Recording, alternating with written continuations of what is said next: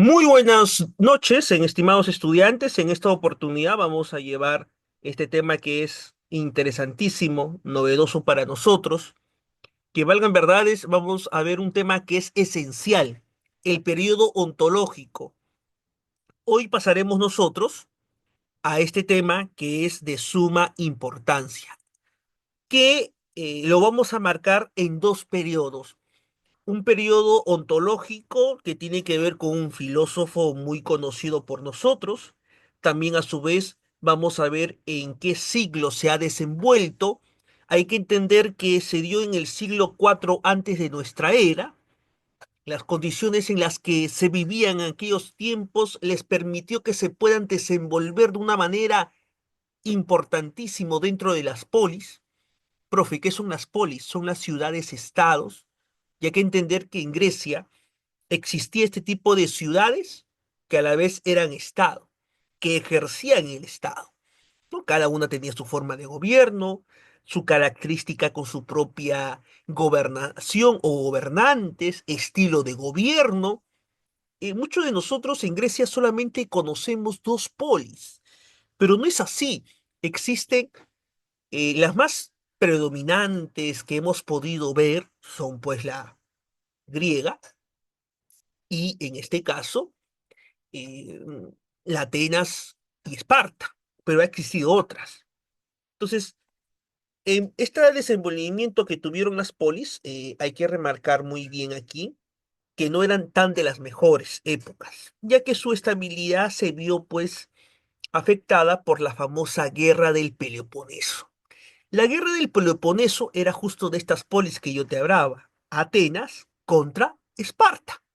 Una pues como Atenas practicaba la democracia, Esparta tenía todavía una diarquía. Diarquía significa un gobierno de dos. eh, pues era un poco mucho más militarizada, esto era ventaja. Pero sin embargo, hay que tomar en cuenta algo aquí, que este periodo sobresalen filósofos muy influyentes.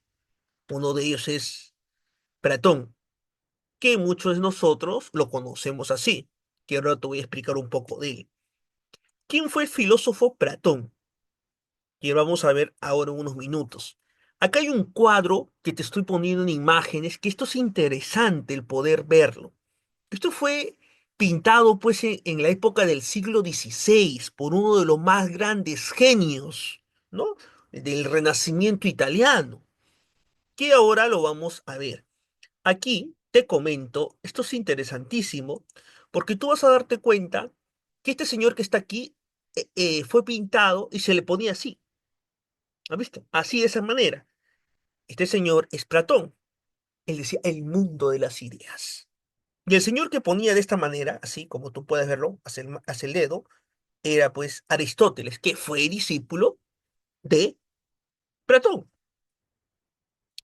Entonces, como te decía, estaba en decadencia la guerra del Peloponeso, y encontramos pues que los filósofos griegos eran idealistas, aristócratas, gente muy importante de la época. ¿Te recuerdas que la semana pasada hablábamos de Sócrates? En donde este personaje, pues, con tanta acusación que tuvo, le habían dicho que había pervertido a los jóvenes. Y cuando hablamos de perversión, eran dos motivos: que se le decía que les había alejado de los dioses, y el otro, que les ponía pues ideas medias extrañas de la época. Entonces, como tal, él fue condenado en un juicio a beber la cicuta. Y entre uno de estos jóvenes discípulos se encontraba Platón, porque hay que entender que Platón era discípulo de Sócrates. Su nombre no fue Platón. Y la palabra Platón, te comento, viene ¿por qué? Por el homóprato. Tú en la parte de aquí, mira, te puedes tocar el homóprato. Este homóprato, te comento, dice que lo tenía muy sobresalido, muy prominente. Entonces, como tenía el homóplato muy sobresalido, ojo que en esa época se iban al gimnasio, pero no como el gimnasio actual, por si acaso, porque en el gimnasio de esa época griega, primero te educabas el alma, que era la parte intelectual, y luego practicabas el gimnasio. Entonces, producto de eso, le dijeron, ah, como tienes tú muy, podríamos decir, grande, predominante, el homóplato, vino de la palabra Platón. Entonces, esto de aquí es interesante, ¿no? Su nombre verdadero fue Aristócrates. Ese fue su nombre verdadero, Aristócrates. Él fundó la academia, te comento. En la academia, él pues va a tener a muchas personalidades. Dentro de la academia viene el término que justo significa academus, esto es interesante. ¿Por qué academus? Porque se encontraba justo cerca de un panteón de la época. Eh, Nosotros no conocemos ninguna obra de Sócrates, entonces el único que nos dio la oportunidad de conocer a Sócrates fue su discípulo, que es Platón. Algunos dicen que al final nunca existió Sócrates. Esto de acá también es un tema de rivalidad, poder llegar a un consenso. Porque Platón, algunos creen que idealizó mucho al filósofo que así formó a Sócrates. Esto es interesante. Entonces, hay esa todavía, podríamos decir, eh, una disputa, una discordia en torno si es que existió o no Sócrates. Pero Platón nos trae a Sócrates a través de sus obras, como por ejemplo los diálogos, la república, cómo debe ser una república. En los diálogos nosotros vamos a encontrar, esto es interesante, aquí, las conversaciones que tenía largas y tendidas Sócrates. Esto es importante tomar en cuenta y vamos a ver un poco sobre él. Entre una de sus teorías tenemos la teoría de las ideas. Son ideas, dice, las ideas son esencia de las cosas. Esto es importantísimo. Por su paradigma. ¿Qué es la palabra paradigma? Son modelos. El conjunto mundo de ideas, ¿no? El mundo de las ideas o las cosas eternas, eran ideas pues que se habían captado por el intelecto. Entonces, si existen los caballos, deben existir una idea de caballos. Si existen árboles, entonces debe existir la idea de árboles. Para eso nosotros consideramos que hay tipos de ideas. Entonces tenemos ideas estéticas, ideas morales, ideas matemáticas y de las cosas. ¿Y qué es la idea? A ver, ¿alguien sabe qué es la idea? ¿Me puede decir por favor en el chat? Tenemos esta oportunidad en los comentarios. ¿Pueden mencionarme? ¿Me pueden decir qué es la idea? Yo voy a leerlo. ¿Qué es la idea para ustedes? ¿Cómo podemos trabajar las ideas? ¿De qué manera lo podemos hacer? ¿De qué forma? Valgan verdades que esto nos va a ayudar a nosotros a entender, comprender la importancia de ello. A ver, las ideas es la representación mental que tenemos de las cosas. Si yo me imagino un engrampador, si yo tengo una idea de un engrampador y aparece el engrampador, ¿qué significa? Que ya dejó de ser idea, sino que se convirtió en algo que lo puedo ver. Esto de acá es un engrampador. O por ejemplo, ¿ustedes conocen un espejo? Por supuesto. Y si yo te muestro un espejo, ¿te das cuenta? Entonces, este es un espejo. Deja de ser una idea, deja de convertirse en una representación mental de las cosas para hacerse de manera concreta. O por ejemplo, si tengo acá yo un encendedor, miren, ahí está el encendedor, ahí está, lo pueden ver, miren, ahí está. Este es un encendedor, pero si yo te menciono solo la palabra encendedor, tenemos una idea que sirve para qué, para prender fuego. Entonces, ¿las ideas son importantes? Por supuesto. Por ejemplo, ¿quién de aquí ha recibido alguna vez su flor María? ¿Alguien ha recibido? Ya que esto está tendencia pues en estos últimos días. Entonces yo te menciono y tú te imaginas una flor amarilla. Y si yo te lo presento aquí, encontramos la flor amarilla. Entonces, dejó de convertirse en una idea para ahora lograr hacerse de manera concreta. Entonces, las ideas tienen atributos, como te decía, atributos que ya fueron planteados por quién, por el filósofo Parménides. ¿Cómo el ser del uno puede ser inmutable? Dejamos acá la flor amarilla. Atención también gracias a su creadora, ¿no? Que nos ha brindado, ¿no? Facilitado. Entonces, ¿qué significa eso? Que la diferencia que tiene que ver con nuestra forma en cómo vemos las cosas. Esto es importantísimo. ¿Hay una jerarquía de ideas, profe? Por supuesto, hay una jerarquía de ideas.